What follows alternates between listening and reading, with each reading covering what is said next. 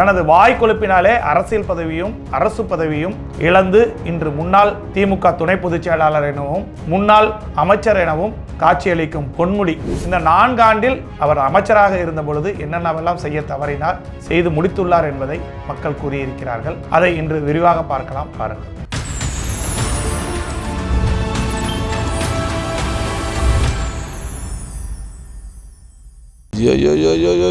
எண்ணிலடங்கா திட்டங்களை சொல்லணுங்க. 4 வருஷத்தில் செஞ்ச சாதனை என்னன்னு பார்த்தீங்கன்னா, பெண்களையும் சில சமுதாயங்களும் ரொம்ப இழிவாக கேவலமாக பேசுனது அவர் செஞ்ச சாதனை. இந்த தொகுதியான வீணாக போனது காரணமே பொன்முடி தான்.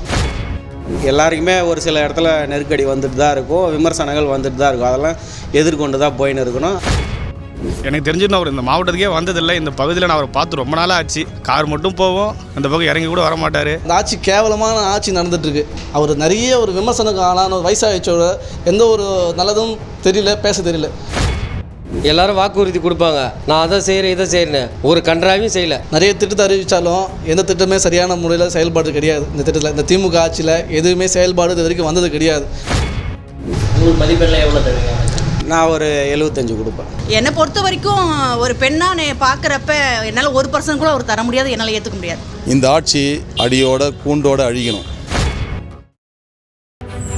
25 ஆண்டுகால கிங் ஊடக ஆளுமை. உங்கள் செய்தி உங்கள் ஊரின் வைரல் செய்தியாகவும் தமிழகத்தின் ட்ரெண்டிங் செய்தியாகவும் வெளியிட இணைந்திருங்கள்.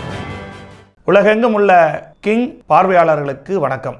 உங்கள் நல்லாசையோடு 25ஆம் ஆண்டில் அடியெடுத்து வைக்கிறது உங்கள் கிங் ஊடக குழுமம். இதன் நீட்சியாக இன்று தமிழகம் முழுவதும் செய்தியாளர்களை கொண்டு தேர்தல் பணிகளை துரிதமாகவும் உண்மையாகவும் நேர்மையாகவும் கொடுக்கும் பணியில் தொடங்கி இருக்கிறது உங்கள் கிங் ஊடகம். அந்த வகையில் நமது கிங் 360 இன்று முதல் தமிழக முதல்வர் ஸ்டாலின் அவர்களது 4 ஆண்டு ஆட்சி காலம் முடிந்து 5ஆம் ஆண்டில் அடியெடுத்து வைக்கிறார்கள்.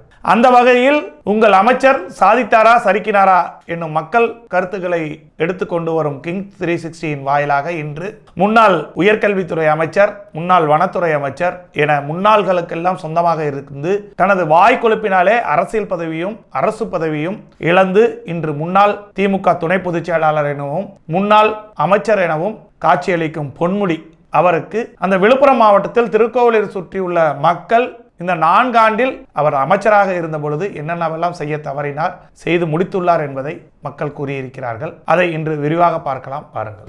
மாவட்டத்தில் 4 ஆண்டுகள் அமைச்சர் செய்ய 4 வருஷத்தில் செஞ்ச சாதனைன்னு பார்த்தோன்னா, இங்கே ஜிஹெச் புதுசாக அரசு மருத்துவமனை சின்னதாக இருந்தது, அது பெருசாக அறிவித்து இப்போ கட்டி முடிக்க போகிறாங்க. எண்ணிலடங்கா திட்டங்களை சொல்லணுங்க. இந்த எம்எல்ஏவை திருக்கோவிலூர் தொகுதியில் எல்லாம் ஜெயிக்க வச்சாங்க பாருங்கள். ஒரு திட்டத்தை சொல்லணுன்னா ஐயோ சாமி ஒன்று கூட சொல்ல முடியாது. ஏன்னா அவ்வளோ பேரும் கஷ்டப்படுறான். ஓட்டை போட்டுட்டு என்னத்துக்குடா போட்டோம் அப்படின்னு சொல்லிட்டு அவ்வளோ பேரும் நொந்து போயிட்டான் சாமி. 4 வருஷத்தில் செஞ்ச சாதனை என்னன்னு பார்த்தீங்கன்னா, பெண்களையும் சில சமுதாயங்களும் ரொம்ப இழிவாக கேவலமாக பேசுனது அவர் செஞ்ச சாதனை. மற்றபடி சொல்கிற அளவுக்கு எதுவும் செய்யலைங்க. சின்னதாக இருந்த ஒரு அரசு மருத்துவமனை இன்றைக்கி மாவட்ட லெவலில் ஒரு தலைமை மருத்துவமனையாக இருக்குது. அது வரவேற்கக்கூடிய ஒரு விஷயம். அடுத்தது பார்த்திங்கன்னா, நம்ம ஊரில் அரசு கலைக்கல்லூரி வர்றதுக்கு அதுக்கு உண்டான வேலைப்பாடுகள் நடந்துகிட்ருக்கு. இந்த ஆட்சி கேவலமான ஆட்சி நடந்துகிட்ருக்கு. அதுவும் இந்த பொன்முடி இந்த தொகுதியில் இருக்கிற வரைக்கும் இந்த தொகுதி வீணாக தான் போயிட்டுருக்கோம். அவர் நிறைய ஒரு விமர்சனக்கு ஆளான ஒரு வயசாகிச்சோட எந்த ஒரு நல்லதும் தெரியல, பேச தெரியல. இப்படி இந்த ஆட்சி நடந்துட்டு இருந்துச்சுன்னா, இந்த பொன்முடி மாரி ஆள் இந்த திருக்கோவிலூர் தொகுதி இருந்தாங்கன்னா இந்த திருக்கோவிலூர் தொகுதி வளர்ச்சி பாதையில் அமையாது, போகாது. இதுதான் உண்மை. ஒன்றும் பண்ணலை. ஊழல், செம்மண் கடத்தல், இவ்வளோ பிரச்சனை பண்ணியிருக்காரு. இப்போ வையனும் சைனும் பட்டை நாமம். என்ன காரணம்னா, இந்துக்கள் ஓட்டு மட்டும் உனக்கு தேவை, ஆனால் இந்துக்கள் தேவையில்லை. எல்லா அரசியல்வாதிக்கும் வர ஒரு நெருக்கடி, எல்லாருக்குமே ஒரு சில இடத்துல நெருக்கடி வந்துட்டு தான் இருக்கும், விமர்சனங்கள் வந்துட்டு தான் இருக்கும். அதெல்லாம் எதிர்கொண்டு தான் போயின்னு இருக்கணும். மாவட்டத்துக்கு செஞ்சுருக்காரு. அவங்க கட்சிக்காரங்க மாவட்ட செயலாளராக இருக்காங்க பார்த்தீங்களா, அவங்க கட்சிக்காரங்க அவங்களுக்கு தான் செஞ்சுருக்காரு. ஏன்னா இண்டிகா கார் வச்சுருந்தவன் இன்றைக்கி இனோவா காரில் போகிறான், இனோவா கார் வச்சுருந்தவன் ஃபார்ச்சுனர் காரில் போகிறான்.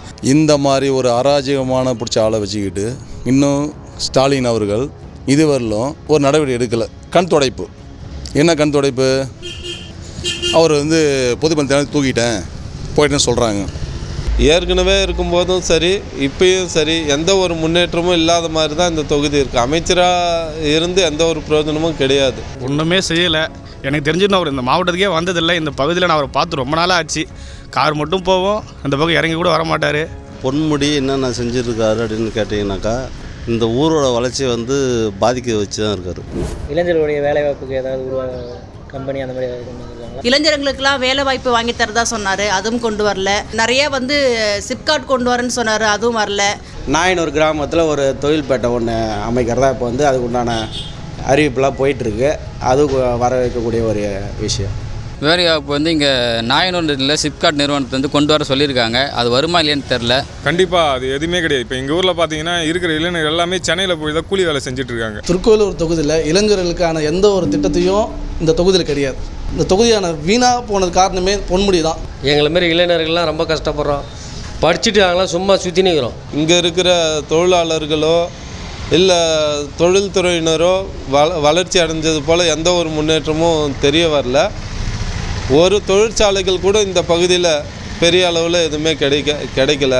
எந்த ஒரு முன்னேற்றமும் அடிப்படை வசதிகளில் இன்னும் திருக்கோயிலூர் பின்தங்கி தான் இருக்குது. அமைச்சர்கிட்ட எந்த விதமான வளர்ச்சி பணியுமே செய்யலை. தேர்தல் வாக்குறுதி நிறைவேற்றிருக்காங்க. இந்த தொகுதிக்கு இது வரைக்கும் வாக்குறுதிகள் நிறைய கொடுத்துருக்குறாரு. என்ன செஞ்சார் இது வரைக்கும்? வாக்குறுதி என்ன செஞ்சார்? ஒரு திட்டங்களும் கொண்டு வரல. தேர்தல் பெருசாக அது நிறைவேற்றல. 100க்கு ஒரு 20-25% நிறைவேற்றிருக்காங்க. நிறைய திட்டத்தை அறிவித்தாலும் எந்த திட்டமே சரியான முறையில் செயல்பாடு கிடையாது. இந்த திட்டத்தில் இந்த திமுக ஆட்சியில் எதுவுமே செயல்பாடு இது வரைக்கும் வந்தது கிடையாது. தேர்தலில் வரும்போது எல்லாரும் வாக்குறுதி கொடுப்பாங்க, நான் அதை செய்கிறேன் இதை செய்கிறேன்னு. ஒரு கன்றாவையும் செய்யலை. இதுதான் உண்மை. புதுசாக ஒரு ஆட்சி வந்தால் தான் மாற்றம் வரணுங்க. தேர்தல் வாக்குறுதி எல்லாமே பொய் வாக்குறுதி தாங்க. அது அப்பயே எங்களுக்கு தெரியும், கொடுக்கும்போதே எங்களுக்கு தெரியாது நிறைவேற்ற மாட்டாங்கன்னு.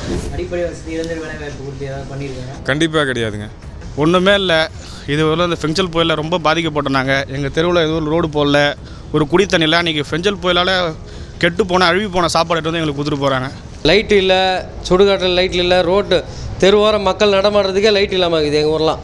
எம்எல்ஏவாக இருக்கிறப்பையும் செய்யலை, இப்போ அமைச்சர் ஆனதுக்கப்புறம் எதுவுமே செய்யலை, மக்களுக்கு எதுவும் செய்யலை. அமைச்சருக்கு 100ல் எவ்வளோ மார்க் தருவீங்க? நான் ஒரு 75 கொடுப்பேன்.